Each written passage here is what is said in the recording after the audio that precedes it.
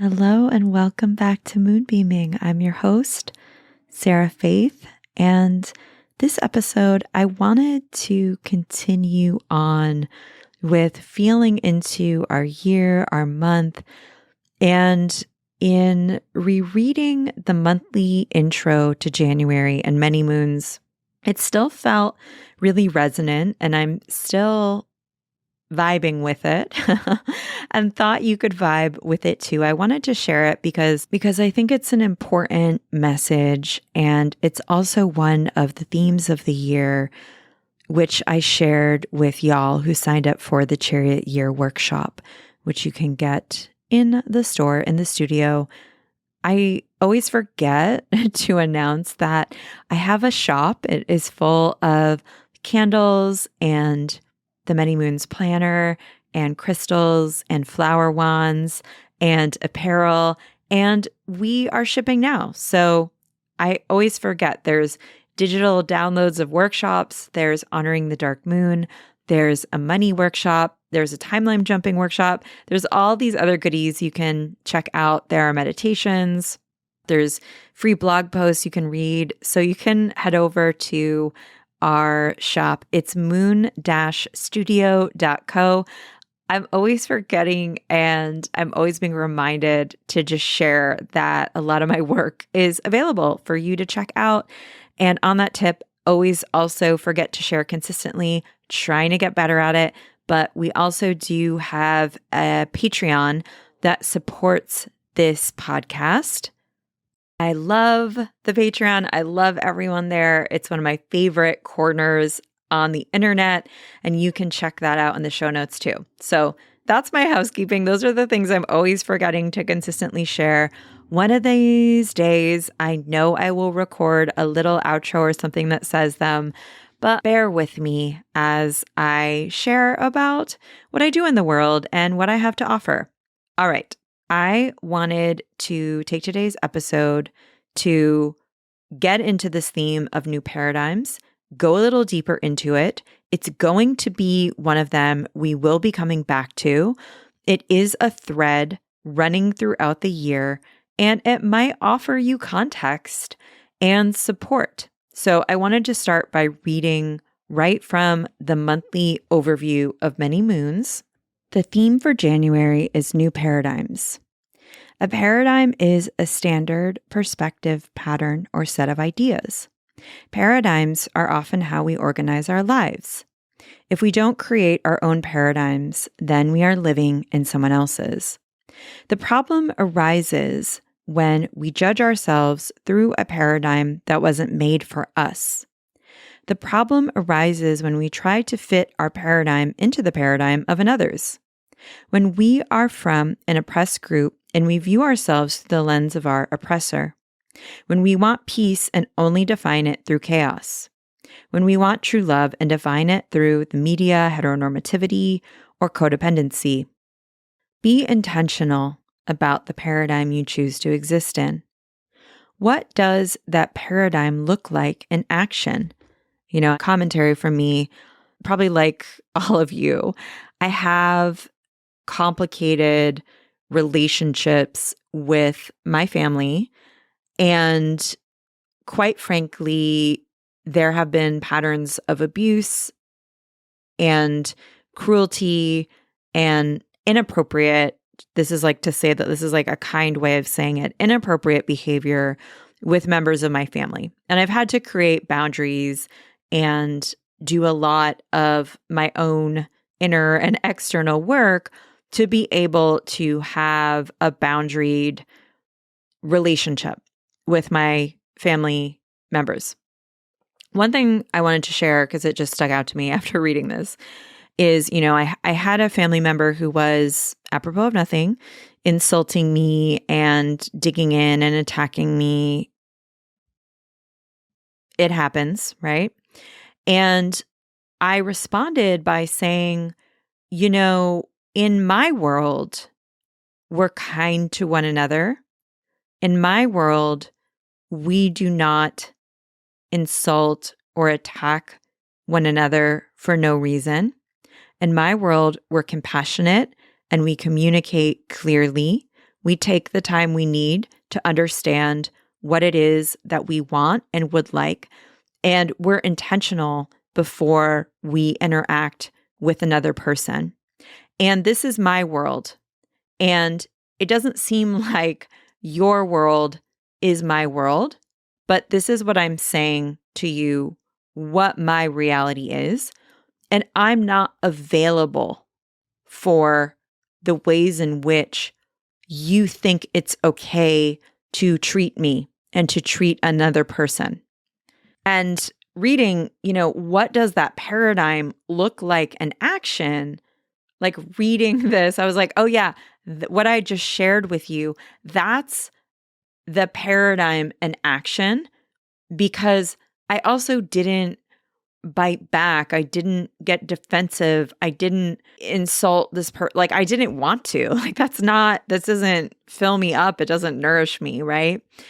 But I kept in my world. I kept in my paradigm, and I clarified my values to this person as a form of communication and as a form of a boundary. So I'm bringing this up because I talked about the chariot a couple years, yeah, felt like years, a couple of episodes back. And I talked about how the chariot helps us navigate external situations. And one way we do this is like acknowledging our vision and our paradigm and our values and returning to those when external situations are potentially derailing us or destabilizing us, so that we can recenter and reiterate what values,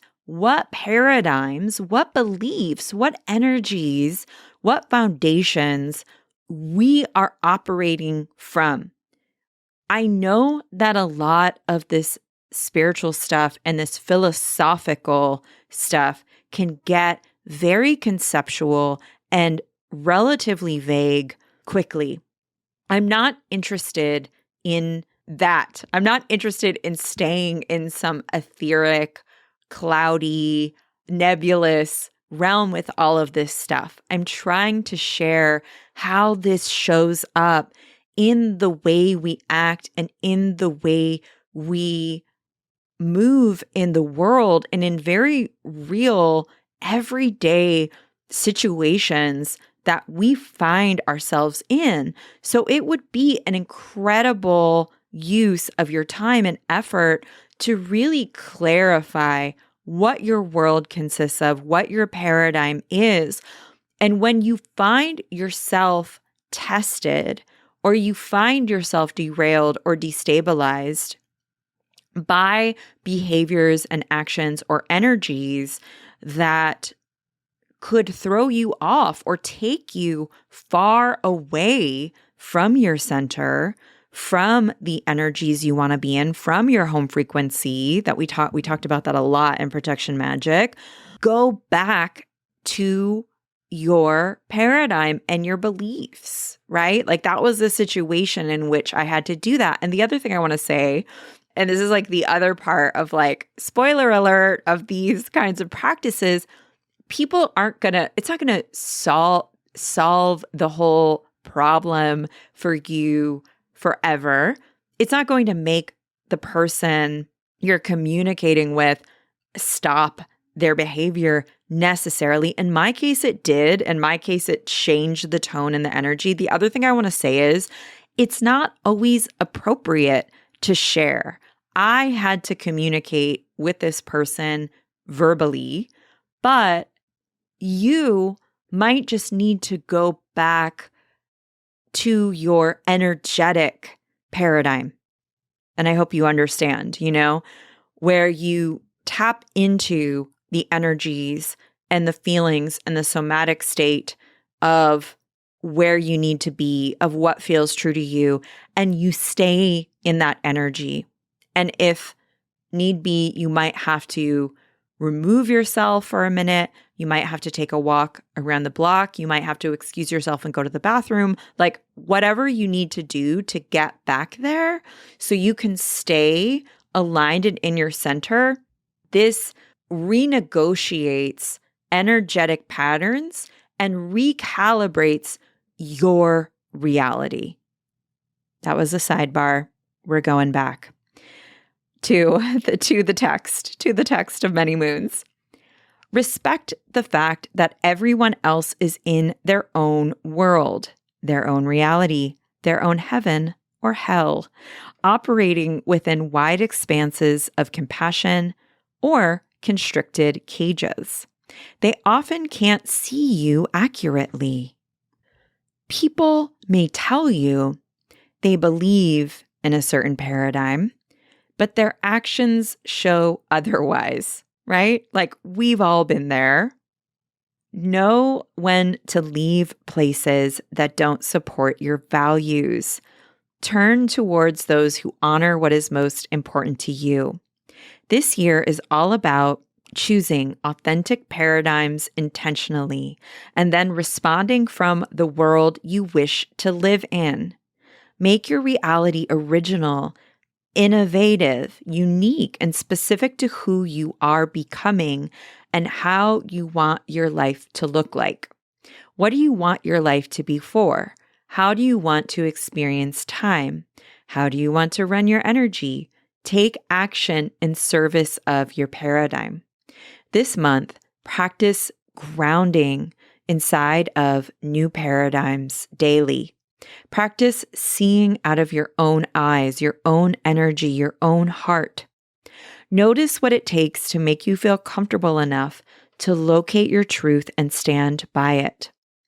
Know that throughout the entire year, you will be asked again and again if you want to continue on a path that is derived from your trauma, from external influences, from fear and defensiveness, or if you'd like to practice other ways of seeing in small moments and larger arenas. Circumstances will force you to confront the greater themes of your life and take responsibility for how you'd like to interact with them now in the present. And I went on, there's more, but I think that fits, right? So what is your paradigm consist of? It can be much more complex and longer than what I shared. I literally just I just reiterated my reality in that moment, right? I had to voice that. But you can think about what your ontology consists of. Leah Garza once shared this story in regards to ontology. Ontology is our negotiation, interpretation of reality, our framing of that. Ontology is the philosophical study of being, as well as concepts that are related to it, like existence, reality, like how we experience the world. And Leah shared this story where if, let's just say, someone of a specific ontology, I think I don't remember the specifics of it, but it was something like who's from the ontology of hierarchy and white supremacy, colonization. If they go to a park and there's no humans there, that person might say, I'm all alone in the park. Like no one's turned up yet.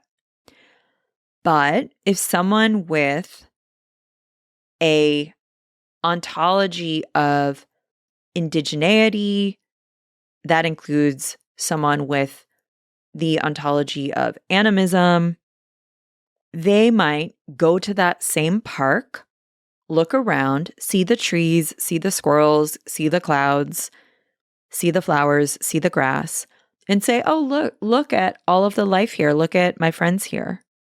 I'm surrounded by life.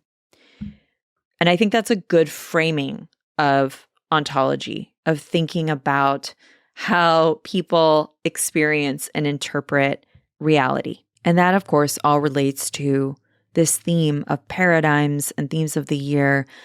And I see it so much with virtual reality, more and more folks becoming more sensitive to energy, becoming more critical of colonization, becoming more aware of climate justice, as well as this reminder frequently, this remembering that other people are in different paradigms than you. In my paradigm, I believe that all life is sacred, that trans people are sacred, that there are more than two genders, and that gender, as it is often discussed and taught in dominant culture, is through a heteronormative lens. That is not my truth, and not the truth of like many people I know and love. That's my reality. But for many other people, their reality is much different than that, and they can't see outside of that necessarily, or they can and they don't want to. That is another reality as well, another possibility. Even people I'm in close relationship with, even people I love and want to collaborate with, or family, and so on and so forth. And I think that where we can waste energy, kind of run a fool's errand, so to speak, is in getting stuck on the fact, or thinking that it's a fact, that we need to convince someone else, or that convincing ourselves that other people need to be an exact, specific sameness on every single thing that we believe in, on exactly the same, not even the same page, but literally the same sentence as us, in order for us to work together, in order for us to have a dialogue, in order for us to share, in order for us to respect one another. Again, to be nuanced. If someone thinks I shouldn't exist, that my ability, or that I shouldn't have certain choices, such as the choice to have an abortion, and so on and so forth. Obviously, anytime anyone infringes on anyone else's liberty and freedom, that's not okay. And that's not what I'm talking about. I always have to say this, because there's always going to be that person that's like, well, what about this? And what about this? Everything is nuanced. It's case by case. And I think that we have to get more complex and more open and nuanced, and look at where we're both wasting our time and energy, aka maybe, just maybe, trying to convince certain people that we are worthy of baseline levels of respect. And also where, if one thing that one person thinks is a little bit different, then all of a sudden, we just dispose of them, basically, or they're just like totally pushed out. I think this is the year where a lot of us are going to be renegotiating those things. And I was thinking about other people's paradigms. One of the themes of the year, other people's paradigms, realities, they're their own, and when to recognize that. I think about that song, OPP. It's like, you down with OPP? Other people's paradigms could also be other people's problems, right? Just to recognize when someone truly cannot be on the same page as you. We want to be on the same page, right? And at a certain point, and again, this is just where I am today, I don't think we can keep like wasting our energy trying to convince someone we are a human being or worth treating with respect. How much energy are we going to waste trying to convince climate change deniers that climate change is real? Like, how many studies do we need to do? How many headlines do there need to be? Like, we need to face reality, denial, and delusion and illusions and avoidance and cognitive dissonance all are very prevalent because they protect people from interfacing with the truth and having to take accountability and having to change. And also, like getting too wrapped up and trying to prove to someone who's committed to delusion, who often have also really real motivations for not being convinced. Like, let's get real. There are certain people who have very real motivations for what they think. I was thinking about that show, Enlightened. Have you seen that show, Enlightened? I really love that show. And how the Laura Dern character, I'm not going to do any spoilers, but they find out that at the place they work, it's a corporation, they're really horrible. They're really doing horrible things. And she tries over the course of the show to get them to change. She's like a worker in the corporation trying to create basically some kind of revolution. And she thinks that just because she sees that they're not doing good things, they're going to be on board and they're going to want to change. And it's easy to see how ridiculous that is, right? It's easy to see that in other people or in television shows. And we also have to look at it in our own lives. We have to take a look at what we are doing, where we're doing it, and why. And it isn't always possible to change things from inside the system. And it's especially not possible to change things inside of a system alone or with only one other person. We do need more support. We do need more help, more organization if we are doing that. And we do need to support workers who are striking. We do need to support organizations who are already helping to change things. We also need to utilize in our own lives more discernment and criticality. There's this meme I always think about. I'm like all over the place with my references this week, but here we go. It's one from a Denzel Washington movie. And Denzel Washington in character is saying, everyone in church ain't Christian, everyone in jail ain't a criminal, and everyone in your face ain't your friend. We can't be so quick to label everyone or to place them in a good or bad category. We have to observe people's actions and we have to observe people's repeated actions, because if there's one thing I know from being in a 12-year relationship, and I'm talking about myself, is that change takes time.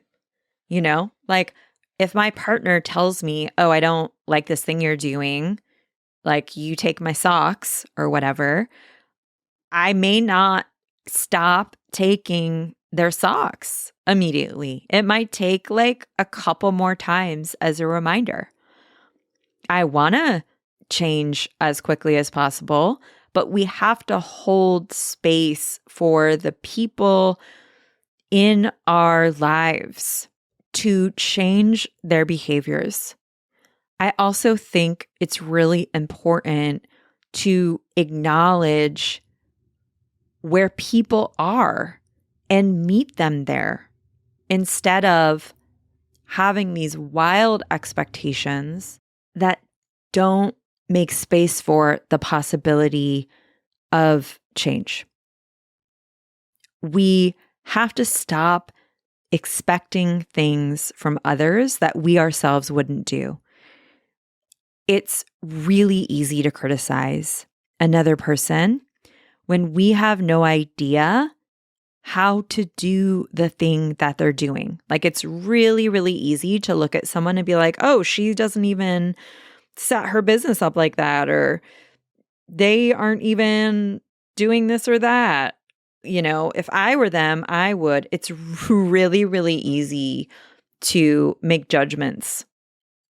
It's really, really easy to look at another person and find fault or blame without spending time in their shoes, like without really knowing what they're up against or what they're going through. You don't know what's going on in their lives. You don't know if they have a disability or depression or what their background is. It's very immature to assume that everyone is the same as you or want everyone to be the same as you or that everyone should be the same as you or should be exactly where you are at. That is a cage. That is a trap. It sets up some kind of hierarchy or power dynamic that is destructive, not constructive. Be mindful when you catch other people doing that, and be mindful to not do that to other people. This is how we create relational dynamics. This is where things can get murky. This is where assumptions can be made, and on and on and on. On the tip of discernment and paradigms and beliefs, we already saw certain like New Agers go haywire. Or I should say, let me back up, go more haywire in 2020 on. Like we saw the New Age to QAnon to eugenics pipeline. We saw that happen. It's a great time to use discernment around certain spiritual modalities, all modalities like psychology, certain aspects of mainstream media. We want to use discernment and think about their motivations, right? So, spiritual modalities, I have stepped away from a lot of spiritual modalities and or teachers over the years after learning more about their origins. Things like the Akashic Records, which was started by Madame Blavatsky as a culturally appropriated scam, for example. You can do some Googling on all of that, on her. There are like an endless cycle of more.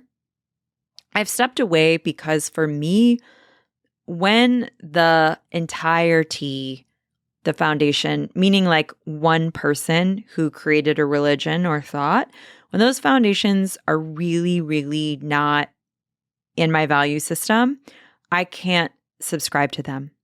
How and why they were started, if that's not a part of what I want to align my values with, essentially, I can't step forth with that. There are so many schools of thought I don't subscribe to. It doesn't align. And also, I have experiences with folks where I don't believe every single thing they say, but their teachings or one of their books or something in one of their books really helped me and really changed my life. There are other circumstances where people have made mistakes in their life and they've apologized, or they've later come out and said they wish they hadn't said that, or they've updated their stance. They have become informed and they've changed their mind, which is a beautiful thing. Haven't you changed your mind or your behavior once you've received more information or knowledge? That's called growth, babes. It's called growth. I make mistakes all the time. All the time. All the time. I change my mind over time and fairly consistently as well. I've written things in my book that was written 3 and 2 years ago. I would totally revise it now or take it out or delete it. If past parts of you aren't a wee bit cringe, are you even growing? Changing your mind is okay. Making mistakes is called being a human being. Don't be so afraid to make a mistake that you stay stagnant or frozen in place and don't do anything. We are here to learn and become wiser through experience. So it makes total sense to change aspects of your belief system or your paradigm or your identity or your business or your brand or your mind or your needs and so on and so forth. I recently discovered that, weirder things are fun for me, like rope play and boxing and intense hiking. Like that's fun for me. It's not what everyone else would call fun, but it works for me. I can call it fun. Archery is fun for me. Rock climbing is fun for me. These more intense kind of physical things, that's fun for me. So that's something that I have been exploring in the last few years. And you probably have similar things that aren't like changing your entire identity, but are fun surprises for you to explore. The last little bit I wanted to share is a reminder that I've given folks who signed up for my classes last year. I shared this repeatedly because I really felt like folks needed to hear it. In the classes that I teach, that's where I share my personal life the most. It's where I feel like the safest to be most vulnerable. And it's where, of course, alongside Many Moons, it's where I share the how of how to do it, right? Like, how do you do it? I show you how to practice. I share techniques that work and offer up frameworks and tips on how to reorient yourself around the themes of whatever it is we are exploring together, whether it's intuition or boundaries or abundance or creativity and so on. And so I notice when something I share is quite helpful to folks. And this one was one of those, so much so that I reiterated and shared this reminder several times throughout the course of the year, even a couple of times in the classes. And it's a very, very chariot reminder. So I wanted to share it with you now. And that is what your intuition is guiding you towards, what you're feeling inspired to do, what your purpose is unfolding as you to try. It's not going to feel easy to your ego, your inner child, your personality, your fear, your self-doubt. There's this new age idea floating around, or maybe it's not even new age, it's just like some kind of Western idea that everything is supposed to be easy. A sign that something is meant for you is that everything is in flow and everything lines up and everything just appears easily in your life, like the birds coming to Snow White in a Disney film. Can that happen? Sure. Like that can definitely happen. I've definitely had times where that happened. But two things.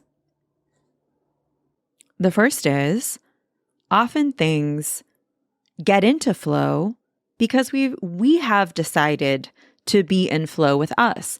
We have figured out how to make things easier on ourselves. And the second is nothing I have ever done that felt like a spiritual learning, like a deep, big teaching, a big repair for myself, felt super easy. Often there was an intuitive call of what I wanted to do or needed to do or wanted to do that bumped up against very real human resistance and also some real wounds or challenges that were a so-called like block or obstacle to trying the thing. For example, there are thousands of things that have come up through having a business that were a direct affront to my nervous system, my identity, my doubt, my fears. There were so many things I had to learn that I had no idea how I would, like tech stuff, even, like doing this podcast. I didn't know I self-record. I had to ask friends to set this up. I'm really not good at tech stuff. Wish I was better, always working on it. But that's like a little example. Stuff around money, being perceived.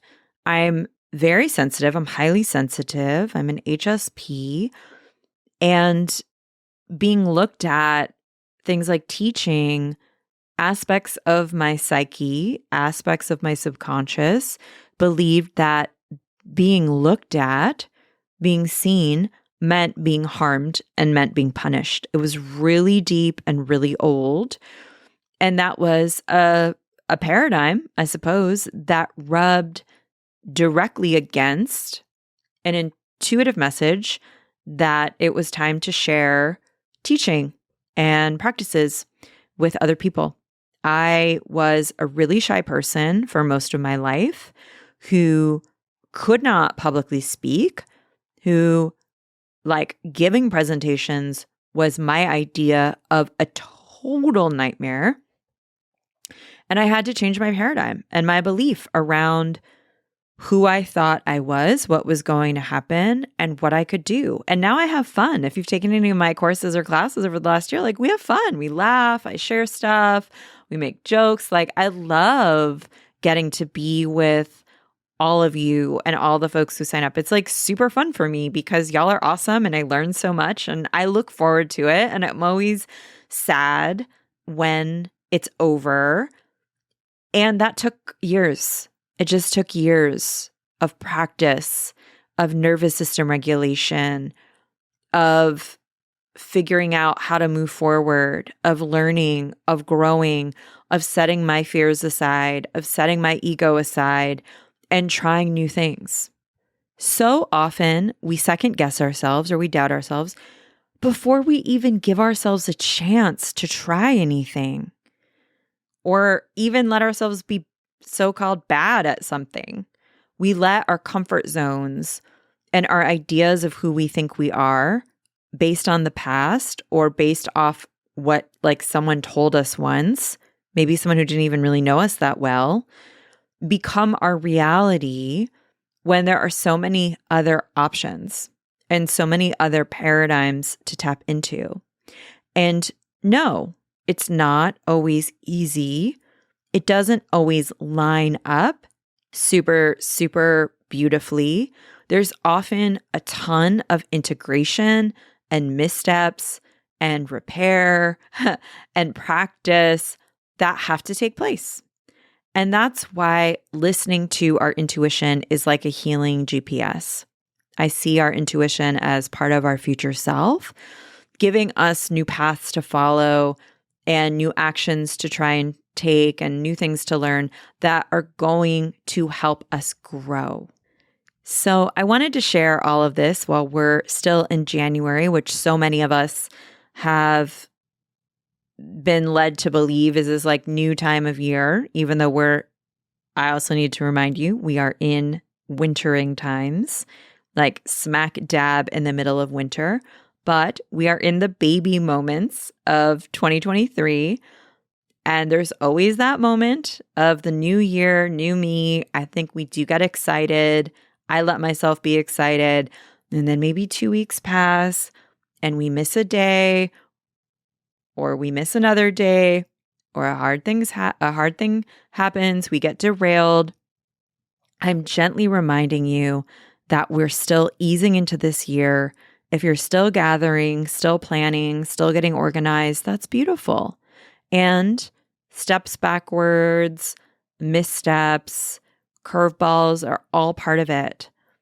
I think pulling together your paradigm, organizing beliefs and practices and energies and archetypes for the first part of this year could be really helpful. What are you choosing to believe? Why? And how? This can be a really great week to clarify some of those and use those to build a supportive base and start practicing some supportive practices, some disciplines, and name the tools that work for you and try them out. It is a practice to be hopeful. It's a practice to be grateful. It's a practice to release and a practice to be present. Okay. Hopefully this helped. Thank you so much for being here, and I will be back soon. Take care.